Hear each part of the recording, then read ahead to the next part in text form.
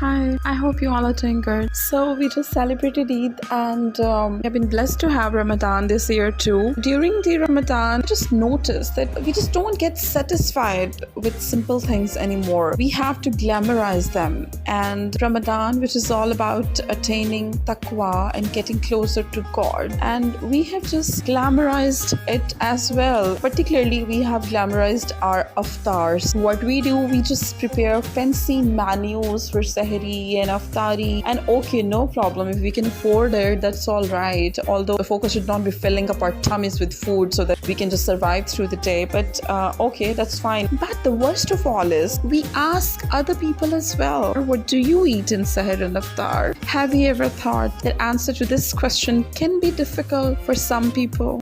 It can either force them to lie or they might have to reveal their misery to you, which they otherwise will not. So I think this is a shallow question and such a commonplace, whether it's school, young children, whether it's solicited or not, they go on with telling, okay, I have to have this or I have to have this, all these fancy dishes. And it's really not about the young children only, the teenagers, even the adults in their offices, the women during the street talk, and men as well. They all ask these questions. And there is another ridiculous question, I would say. Are you fasting? I don't think so that this is an appropriate question. Only if you intend to serve that person with food or you feel that that person might need food. So only in that case you should ask, okay, are you fasting or not? Otherwise, you shouldn't be asking this question. Okay, and also just going about Ramadan, I noticed one other thing, that our fasts are really fragile. If anybody would be eating in front of us, we can't stand that. There have been instances where food has been prohibited to people who are not fasting, because those who are fasting,